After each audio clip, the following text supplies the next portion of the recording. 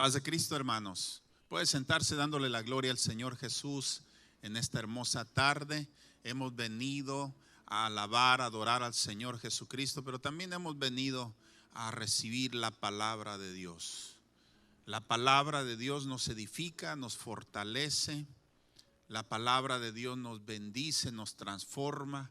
La palabra de Dios nos da vida y vida en abundancia. Vida en abundancia por el Espíritu Santo. El Espíritu Santo usa la palabra y esa palabra nos da vida, una vida abundante. Amén. ¿Estamos listos para oír la palabra de Dios? ¿Está listo? ¿Tiene su Biblia lista? Muy bien. A Pablo y a Silas, predicando en Filipo, los encarcelaron, los azotaron primero y los encarcelaron en el calabozo de más adentro, dice la Escritura. Y dice la Escritura que a medianoche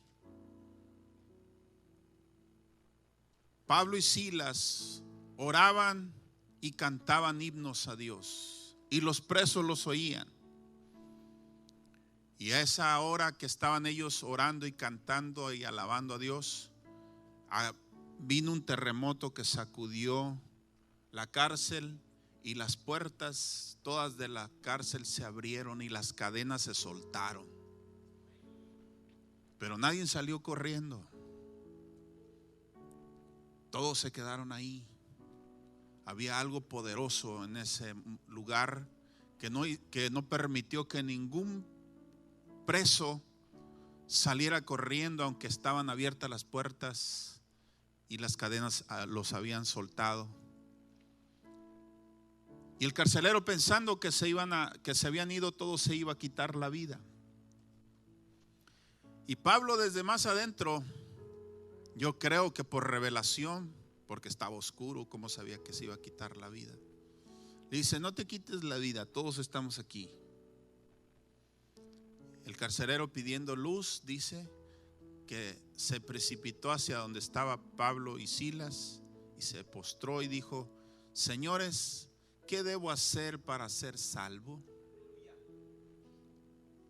De estar a punto de quitarse la vida, hace la pregunta más importante: ¿qué debo hacer para ser salvo? Y como hizo la pregunta más importante, se le dio la respuesta más importante. Si tú preguntas muy importantes, recibirás respuestas muy importantes. ¿Qué le respondió Pablo? Cree en el Señor Jesucristo y serás salvo tú y tu casa. Creer en Jesucristo es lo único que te puede salvar. Solo dice la Biblia en Hechos 4:12, y en ningún otro hay salvación, porque no hay otro nombre bajo el cielo dado a los hombres en quien podamos ser salvos. Y todos los días tienes la oportunidad de recibir esa salvación, si no la has recibido, pero también todos los días, si ya la recibiste, tienes el privilegio de vivir esa salvación. Porque la salvación no es estática. La salvación la recibes, pero la salvación sigue operando en ti. Una liberación, una transformación, una renovación, una purificación. La palabra y el Espíritu siguen operando esa salvación que recibimos en Cristo. Entonces, cree en el Señor Jesucristo y serás salvo. ¿Pero qué hay que creer de Jesucristo?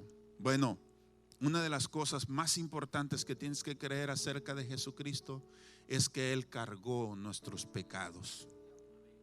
Diga conmigo: Él cargó nuestros pecados. Es el Evangelio. Es la noticia más grandiosa, que Él cargó nuestros pecados.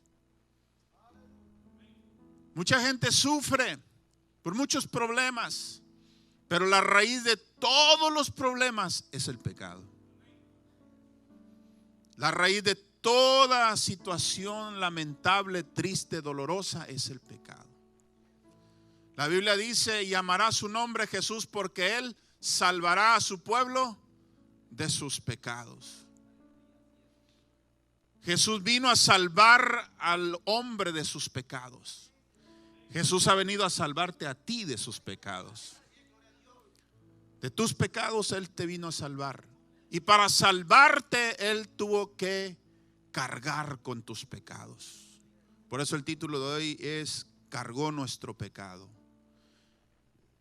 Y tenemos un texto muy importante que está en Isaías 53:6. Dice: todos nosotros, dígalo, todos nosotros nos descarriamos como ovejas, cada cual se apartó por su camino, mas Jehová cargó en él el pecado de todos nosotros. La carga más pesada de este mundo, la carga más pesada que el ser humano lleva es el pecado. La enfermedad más grave que el ser humano, que la humanidad lleva, es el pecado. El problema más grande es el pecado.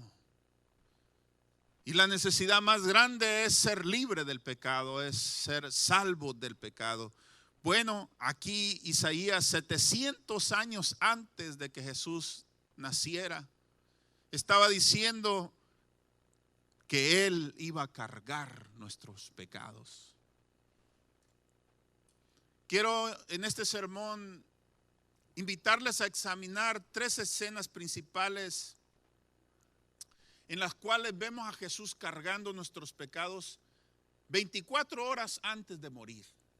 Jesús ya estaba cargando nuestros pecados 24 horas antes de morir. Lo veremos en el aposento alto.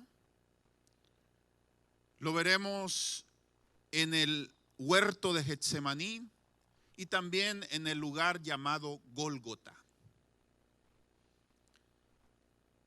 Al contemplar esas escenas, los evangelistas, Mateo, Marcos, Lucas, Juan, los que escribieron el evangelio, no solamente nos llevan a considerar las palabras y los hechos que estaba diciendo Jesús, sino que estas palabras y estos hechos hablan de una realidad espiritual muy grande y muy profunda, que a veces cuando leemos los evangelios, si no nos detenemos a considerar eso, nos perdemos la esencia de lo que los evangelistas quisieron transmitirnos. Por eso vamos a ver estas escenas. Lo primero, en el aposento alto, una noche antes de morir, la última noche con sus discípulos antes de morir. Jesús vio el sol ocultarse y ya no lo iba a ver más. Después de ese día, al siguiente día iba a ser sacrificado. Y Él tiene una cena, por eso se le llama la cena del Señor. En la cena del Señor es un evento mundialmente reconocido por la fe cristiana. La cena del Señor tiene un significado poderoso. Mateo 26 al 28 dice: y mientras comían, tomó Jesús el pan y bendijo y lo partió. Diga, lo partió. Y dio a sus discípulos y dijo: tomad, comed, esto es mi cuerpo. Y tomando la copa y habiendo dado gracias, les dio diciendo: bebed de ella todos, porque esto es mi sangre del nuevo pacto, que por muchos es derramada para remisión de los pecados. Lucas 22:15 dice: y les dijo: cuánto he deseado comer con vosotros esta Pascua antes que padezca. Lucas 22:19 al 20: y tomó el pan y dio gracias y lo partió y les dio diciendo: esto es mi cuerpo que por vosotros es dado, haced esto en memoria de mí. De igual manera, después que hubo cenado, tomó la copa diciendo: esta copa es el nuevo pacto en mi sangre, que por vosotros se derrama. Primera de Corintios 11, del 23 al 24, Pablo retoma esa escena y dice: porque yo recibí del Señor lo que también os he enseñado. Diga, yo recibí del Señor. Es importante que usted reciba también esto. Diga amén. Que el Señor Jesús, la noche que fue entregado, diga la noche que fue entregado, tomó pan y habiendo dado gracias lo partió y dijo: tomad, comed, esto es mi cuerpo que por vosotros es partido. Diga partido. Haced esto en memoria de mí. Primera de Corintios 11 del 25 al 26 dice: asimismo tomó también la copa después de haber cenado, diciendo: esta copa es el nuevo pacto en mi sangre. Haced esto todas las veces que la bebiereis en memoria de mí.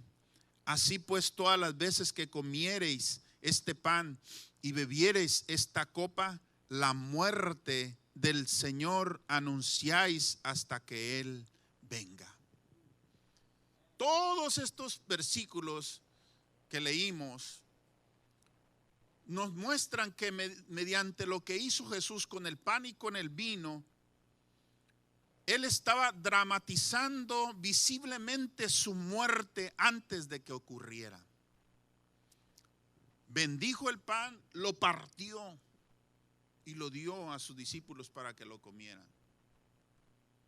Está ofreciendo su propia explicación autorizada en cuanto a su significado y su propósito de esta Santa Cena. Vemos que Jesús nos enseña 3 lecciones muy importantes en el aposento alto mientras está instituyendo la cena del Señor, la Santa Cena. En primer lugar, la primera lección que aprendemos es la importancia, la centralidad de su muerte. ¿Por qué? Porque Él, de una manera solemne y de una manera deliberada, en esa última noche con sus discípulos, les estaba dando instrucciones de cómo quería ser recordado. Él les dijo: haced esto en memoria de mí. Jesús había hecho tantas cosas tan preciosas, tan maravillosas, tan gloriosas, pero no quiso ser recordado por, miren, acuérdense que levanté a Lázaro de 4 días después de muerto, caminé sobre las aguas, di alimentación a 5,000, recuérdenme por esos milagros. No, Jesús visiblemente, muy claramente, la cena del Señor fue instituida por Jesús y constituye el único acto conmemorativo autorizado por Jesucristo. Y ese acto conmemorativo no dramatiza su nacimiento, ni su vida, ni sus obras, sino solamente su muerte. No hay nada más importante que Jesús quería dejar en claro a sus discípulos. Hice muchas cosas, pero a mí me van a recordar por mi muerte. No hay nada que pudiera indicar más claramente la importancia fundamental que Jesús mismo le atribuía a su muerte. Por sobre todas las cosas que había hecho, Él quería ser recordado por su muerte. Por consiguiente, podemos decir con absoluta seguridad que lo más importante del cristianismo, lo más importante de la fe cristiana es el sacrificio de Jesucristo en la cruz. La segunda lección que aprendemos del aposento alto cuando Jesús instituyó la Santa Cena es que Jesús estaba enseñando acerca del propósito de su muerte. Diga propósito.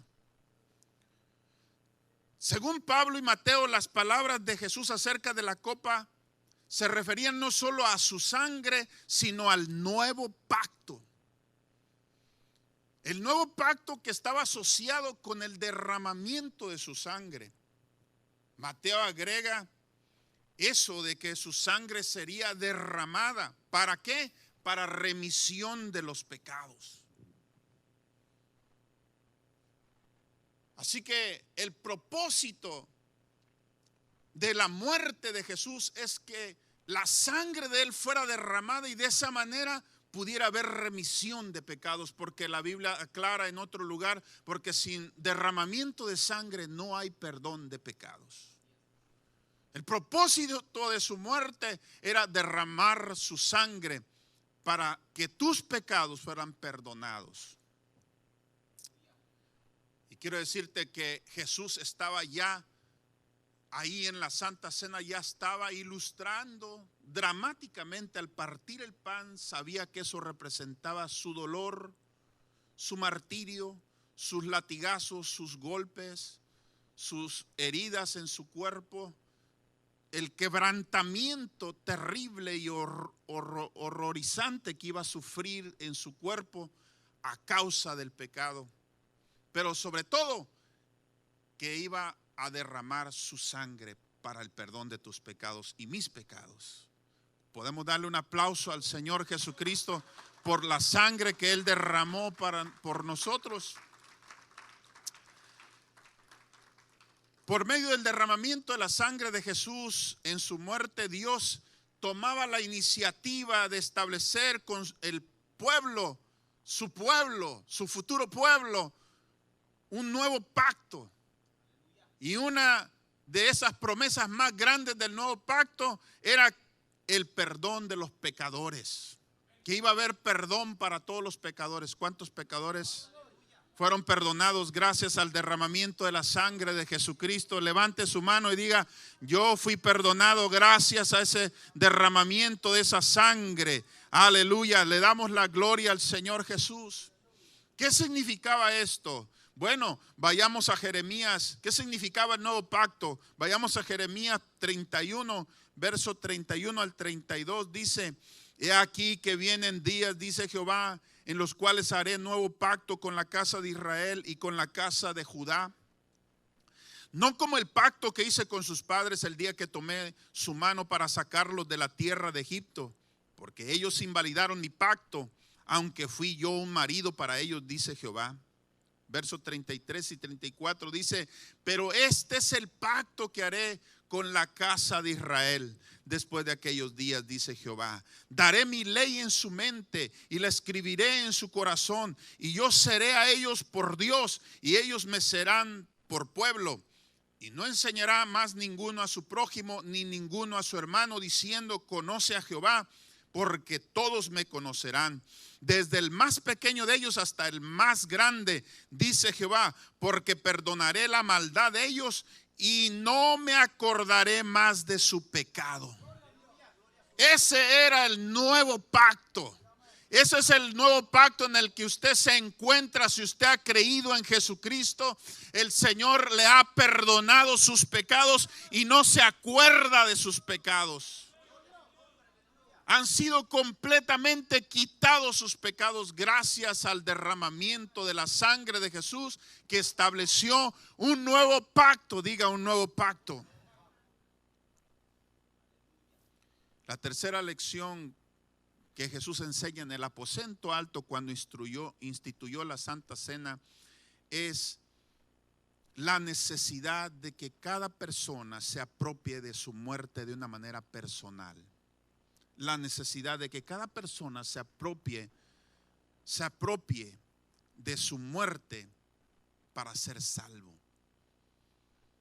Porque vemos que ciertamente Él tomó el pan, lo partió, lo bendijo, lo partió, pero también explicó cuál era el propósito de su muerte, de partir ese pan, y lo entregó para que lo comieran, y ellos lo comieron. También la copa la bendijo y se las entregó y les dijo que la bebieran. De esa manera estaba haciendo que ellos participaran en recibir ese beneficio, en recibir lo que su muerte iba a traer. Y ahora, de modo que los discípulos no solo fueron espectadores, fueron participantes en la dramatización de la cruz. A ellos les quedaría muy grabado esa escena donde Jesús está hablando de su muerte tan dramáticamente que parte el pan, se lo da y que se los coman, y les da la copa representando la sangre que iba a derramar. Así que no era suficiente que el pan fuese partido y el vino fuera vertido. Ellos tenían que comer el pan y beber el vino para así participar de los beneficios de lo que era su muerte. De la misma forma, no es suficiente que Jesús muriese, sino que era necesario que ellos hicieran suyos los beneficios de su muerte en una manera muy personal.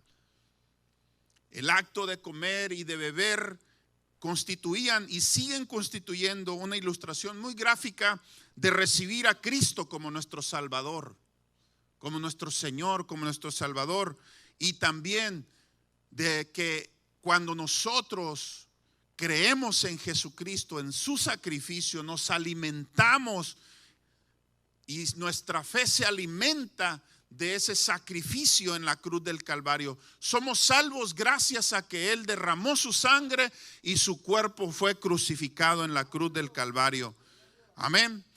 Así que una cosa es que Jesús haya ofrecido su cuerpo y su sangre y su muerte, y otra cosa es que tú la recibas. Amén. Una cosa es que Jesús haya sido golpeado, herido, martirizado, sacrificado, clavado y que haya derramado su sangre, y otra cosa es que tú creas en ese sacrificio, creas en esa sangre y recibas la salvación y el perdón de tus pecados gracias a ese sacrificio. Tú lo decides personalmente. Los discípulos al estar comiendo y al estar tomando la copa, estaban aceptando ese sacrificio, estaban recibiendo ese sacrificio. De hecho, en la Biblia solamente hay 2 sacramentos que representan la muerte de Jesucristo, y este es la cena del Señor y el bautismo. Y a través de estos 2 sacramentos, el verdadero creyente se apropia de lo que hizo Jesús en la cruz del Calvario, se apropia de la sangre derramada que estableció un nuevo pacto, y de esta manera es salvo.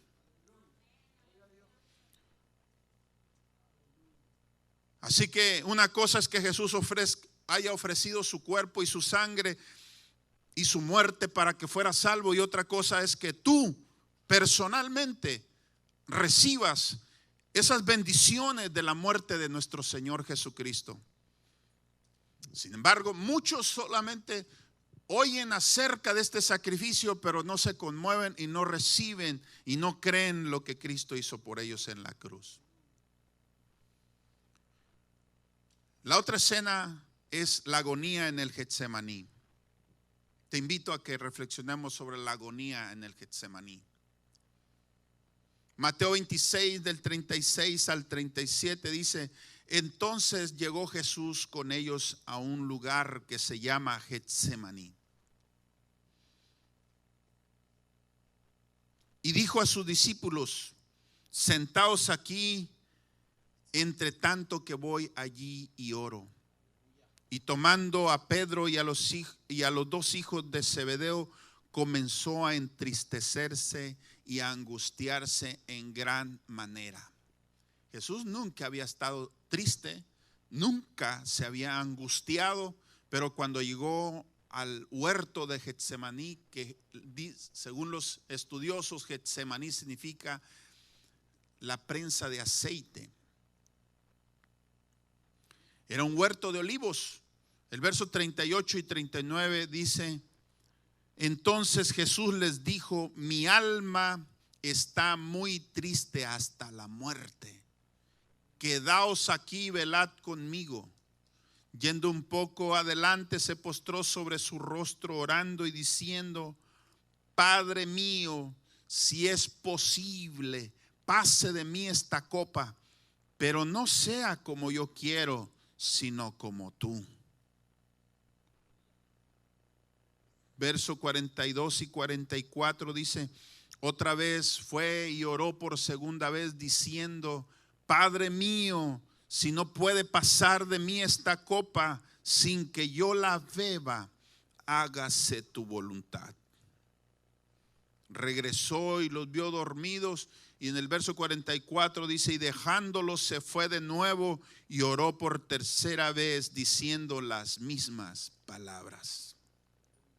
Si vamos a Lucas, él registra esto también de esta manera en el verso 39. Lucas 22:39 dice, y saliendo se fue como solía al monte de los olivos, y sus discípulos también le siguieron. Cuando llegó a aquel lugar les dijo, orad que no entréis en tentación. Y él se apartó de ellos a distancia como de un tiro de piedra, y puesto de rodillas oró diciendo, Padre, si quieres, pasa de mí esta copa, pero no se haga mi voluntad sino la tuya. Verso 43 y 44 dice, y se le apareció un ángel del cielo para fortalecerle. Y estando en agonía, oraba más intensamente.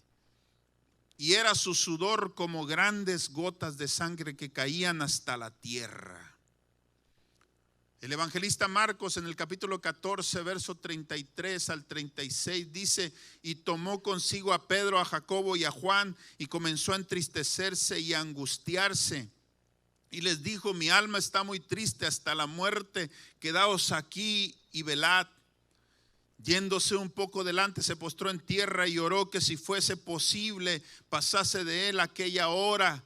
Y decía, Abba, Padre, todas las cosas son posibles para ti. Aparta de mí esta copa, mas no lo que yo quiero, sino lo que tú.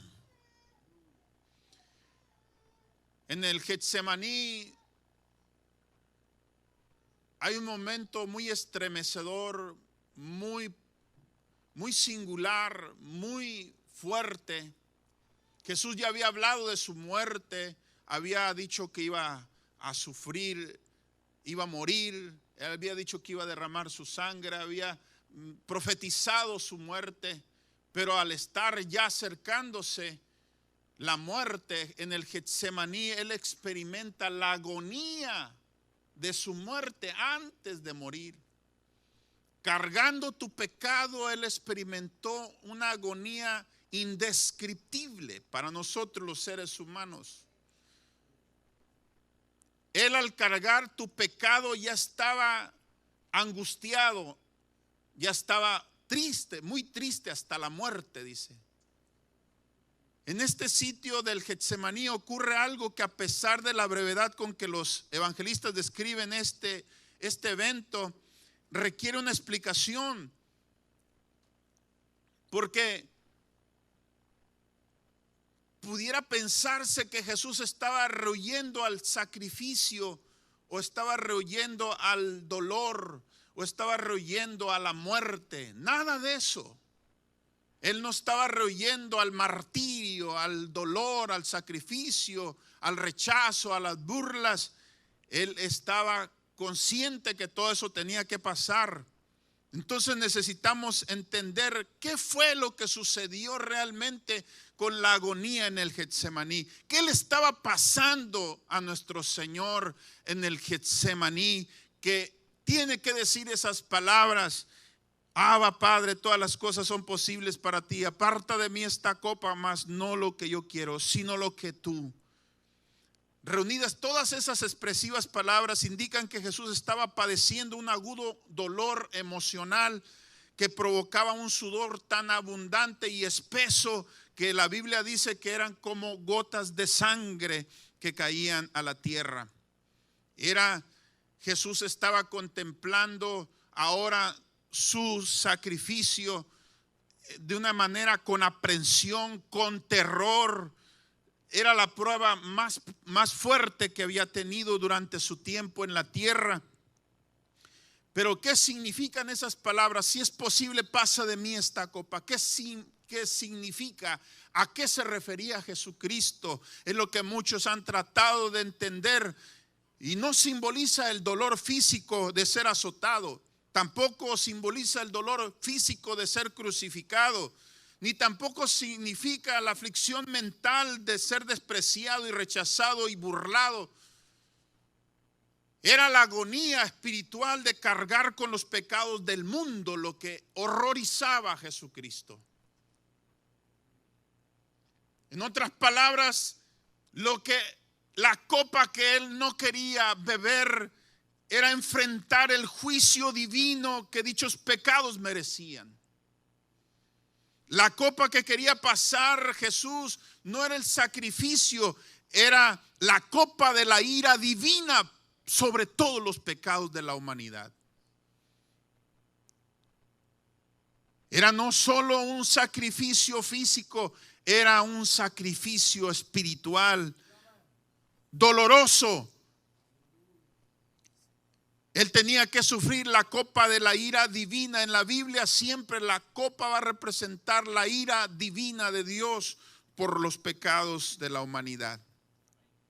Tenía que Jesús identificarse con los pecadores a tal punto de cargar con el juicio que ellos merecían, que tú merecías, que yo merecía.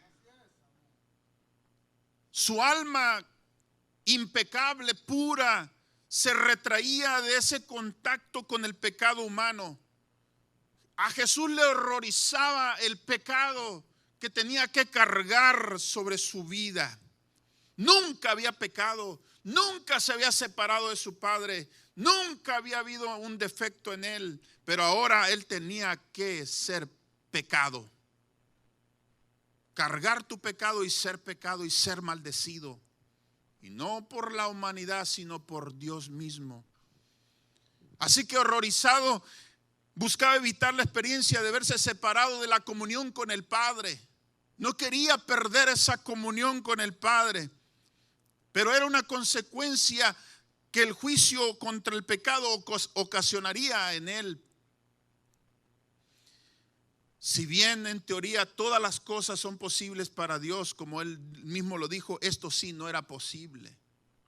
No era posible porque el propósito de amor de Dios era salvar a los pecadores, y la única manera de salvarlos con justicia era que alguien pagara por esos pecados por los cuales se te iban a perdonar. Era imposible salvar a la humanidad si alguien no pagaba por esos pecados.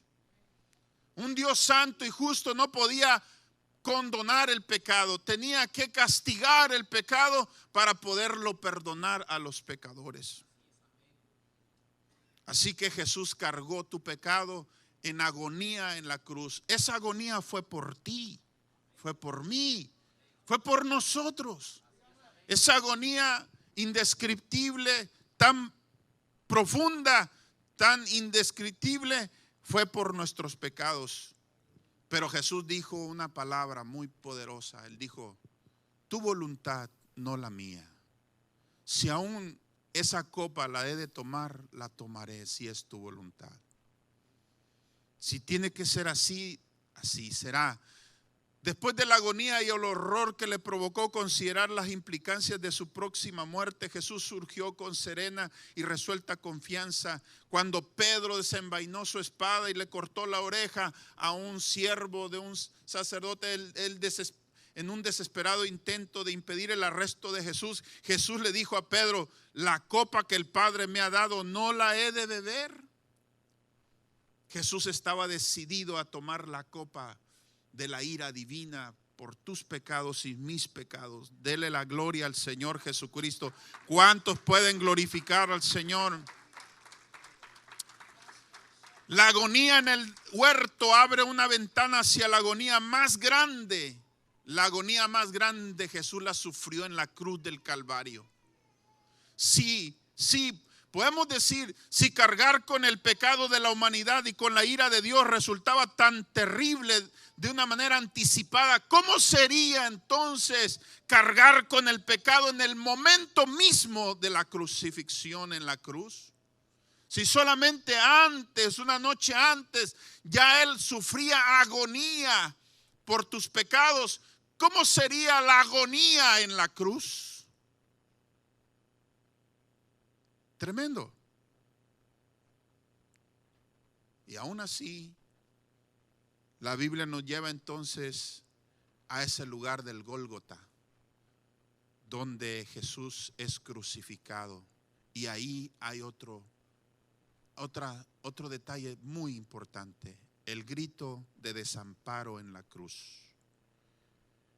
Ahora es el grito de desamparo en la cruz. A esto era lo que Jesús quería que pasara esa copa. Marcos 15:25 dice: era la hora tercera cuando le crucificaron. Diga, la hora tercera, las 9 de la mañana. A las 9 de la mañana le crucificaron. Marcos 15:33 al 34, cuando vino la hora sexta, al mediodía, a las 12, hubo tinieblas sobre toda la tierra hasta la hora novena. Y a la hora novena Jesús clamó a gran voz diciendo: Eloi, Eloi, lama sabactani, que traducido es: Dios mío, ¿por qué me has desamparado? 6 horas estuvo clavado Jesús en la cruz del Calvario, desde las 9 hasta las 3 de la tarde, sufriendo un dolor intenso en todo su cuerpo, una fiebre, una sequedad en su garganta, en su lengua. Hay algunos que a través de la medicina han tratado de explicar todo lo que Jesús sufrió en la cruz del Calvario, pero quiero decirle esto: la Biblia nos dice que la oscuridad parece haber durado 3 horas. Las tinieblas envolvieron a Jesús con una oscuridad. Jesús fue crucificado a la hora tercera, 9 de la mañana, y la oscuridad sobrevino sobre toda la tierra a la hora sexta, a las 12 del mediodía. Y desde las 12 hasta las 3 de la tarde hubo oscuridad sobre toda la tierra. Y después de esas 3 horas de oscuridad que envolvió a Jesús, esa oscuridad, Él exclamó y dijo: Dios mío, ¿por qué me has desamparado? Jesús llevó tu pecado, llevó nuestro pecado, incluso se hizo pecado y fue maldito por nosotros. Al parecer, la oscuridad del cielo era un símbolo de la oscuridad espiritual que estaba envolviendo a Jesús en la cruz. En el simbolismo bíblico, la oscuridad representa la separación de Dios, porque Dios es luz y en Él no hay ningunas tinieblas, dice el apóstol Juan en 1 Juan 1:5. Así que las tinieblas que envolvieron a Jesús representaban la separación de Dios, de la presencia de Dios. El Padre dejó al Hijo colgado en la cruz. Y no solo eso, no solo lo dejó colgado, sino que todo el juicio divino, toda la ira divina vino sobre ese cuerpo. Jesús mismo había dicho la frase tinieblas de afuera como una expresión para referirse al infierno, donde hay una total y absoluta ausencia de la luz o de la presencia de Dios. A esas tinieblas espirituales, aunque eran físicas, representaban las tinieblas espirituales. A esas tinieblas espirituales fue arrojado el cuerpo de nuestro Señor Jesucristo para pagar por nuestros pecados. Nuestros pecados anularon el sol del rostro del Padre sobre ese Hijo, único Hijo. Por eso el apóstol Juan, de una manera muy sentida, dice: porque de tal manera amó Dios al mundo que dio a su Hijo unigénito, para que todo aquel que en Él cree no se pierda, mas tenga vida eterna. Podríamos decir que nuestros pecados arrojaron o lanzaron a Jesucristo al mismo infierno. No al infierno que después iría al morir, sino al infierno no mismo que estaba sufriendo colgado en la cruz. La separación de la comunión de su Padre y todo el juicio y toda la ira y toda la maldición cayó sobre Él. Y en ese desamparo que Él tuvo, te libró para que tú no tengas ese desamparo por una eternidad en el infierno. Ese desamparo, eso que Jesús experimentó, es para que tú te arrepientas y no vayas a esa experiencia tan terrible, porque Él ya pagó por ti.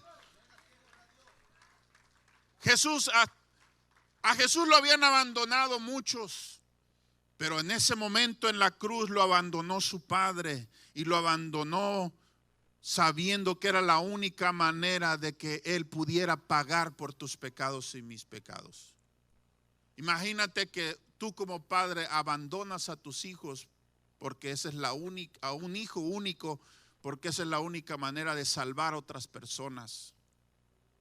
Y pensar que esas personas son malas. Pero así Dios entregó a su Hijo en la cruz. ¿Cuántos le dan gracias al Señor Jesús? En las tinieblas, en esas 3 horas de tinieblas, en esa oscuridad espiritual, se puede decir que no solamente era el castigo de Dios, sino que también era todo el juicio divino sobre él, la maldición sobre él, y también todos los demonios que estaban atormentando a Jesucristo por los pecados que él estaba cargando. Jesús aceptó voluntariamente pagar en la cruz por tu pecado, cargó en la cruz todo tu dolor, cargó en la cruz toda tu miseria, para que tú no vayas a una eternidad sin Dios. Él recibió todo tu castigo, y Jesús expresó el horror de esa gran separación, de ese abandono de parte de Dios, citando el versículo de las Escrituras que describía de una manera muy clara eso, porque ya estaba escrito. Él citó lo que el salmista dijo en el Salmo 22: Dios mío, ¿por qué me has desamparado? Y quiero decirte que si Jesús gritó de esa manera, ha de ser horrible el castigo por los pecados en el infierno. Esto representa lo que cualquier pecador experimentará si no acepta el sacrificio de Cristo en la cruz por una eternidad. ¿Cuántos le dan gracias al Señor? ¿Cuántos le dan la gloria al Señor Jesús por su sacrificio? Pero de la agonía Él va a la victoria. Jesús, después de decir este grito de desamparo, Él dijo 3 frases. La primera es: tengo sed. Él dijo tengo sed, expresando que su cuerpo había sufrido un impacto poderoso, dañino. Pero segundo, lo que dijo es: consumado es. Y lo tercero, de una manera muy tranquila, voluntaria y confiada, Él dijo: Padre, en tus manos encomiendo mi espíritu. Y expiró. Después del grito de desamparo, 3 expresiones: tengo sed, consumado es, y Padre, en tus manos encomiendo mi espíritu. Y yo quiero decirte algo muy importante. Presta atención a la segunda exclamación, porque esta segunda exclamación, consumado es, fue un grito de victoria, fue un grito de triunfo. Después del grito de desamparo vino un grito de triunfo. En el griego significa ha sido consumado y lo será por siempre. Con esta palabra consumado es, Jesús estaba diciendo: está hecho, está consumado, he pagado por los pecados de la humanidad. Ahora usted puede recibir la bendición de salvación. Ahora usted puede entrar en la presencia de Dios. La Biblia dice que cuando Él dijo consumado es, el velo del templo se partió de arriba abajo para demostrar que ahora el camino estaba abierto para todo pecador, para que pudiera entrar a la presencia de Dios y poder recibir todo lo que los beneficios de la cruz, del sacrificio, iba a traer para todo pecador. Le damos gracias al Señor por eso. Él llevó consigo los pecados del mundo. Él deliberadamente y libremente manifestó su amor perfecto soportando el juicio divino en esa cruz. Y de esa manera nos ha conseguido la salvación y ha concertado un nuevo pacto entre Dios y la humanidad. Y ahora nosotros necesitamos entrar en esa bendición, en ese pacto, en ese perdón de los pecados, porque el sacrificio de Jesús te da completo perdón de pecados si tú crees en Él y te arrepientes de tu maldad. Algo tan poderoso, tan maravilloso. Creo que nunca podremos decir con palabras todo lo que significa el sacrificio de Cristo en la cruz. Excede nuestro entendimiento. A veces lo queremos explicar y nos quedamos cortos con las palabras, pero mucha gente no será salva porque menosprecia el sacrificio de Cristo. Mucha gente perecerá en una eternidad porque menosprecia el sacrificio de Jesucristo. Mucha gente no recibirá salvación porque menosprecia el sacrificio de Jesús. Pero yo quiero decirte en esta hora que tanto la Santa Cena, la Cena del Señor, como en el Getsemaní, la agonía del huerto de Getsemaní, como también el grito de desamparo en el Gólgota, nos dan la clave para que tú y yo mantengamos una fe firme en nuestro Señor Jesucristo y nos apropiemos de las bendiciones que ese sacrificio logró para nosotros. Diga conmigo, en el aposento alto, en el Getsemaní y en el Gólgota, dígalo fuerte. Otra vez diga, en el aposento alto, en el Getsemaní y en el Gólgota, cargó con todo mi pecado. Y ahora soy libre. Diga, soy libre. Soy libre del pecado. Todos mis pecados. Cierre sus ojos. Diga, todos mis pecados los cargó mi Señor. Él recibió todo mi castigo, todo mi tormento, todo mi dolor en la cruz del Calvario. Él fue maldecido por mí. Él murió por mis pecados. Y ahora soy libre de todo pecado. Diga, Señor Jesús, te doy gracias por la salvación tan grande que me diste. Ahora acepto tu sacrificio, acepto la sangre que derramaste para el perdón de mis pecados. Vengo a ti, Dios, reconociendo mi pecado, reconociendo toda mi maldad y me humillo delante de ti. Eres mi Señor, eres mi Salvador. Te entrego toda mi vida a ti, te entrego todo mi corazón a ti. Gracias, Dios Todopoderoso, por lo que hiciste para salvarme. En el nombre de Jesús, gracias, Señor Jesucristo. Le pido si se pone de pie y pasa al altar, si ha considerado que el sacrificio de Cristo es un sacrificio perfecto y poderoso para salvarle. Le pido que venga al altar y se humille ante el Señor, se postre ante Él y le diga, Señor, yo me humillo a ti.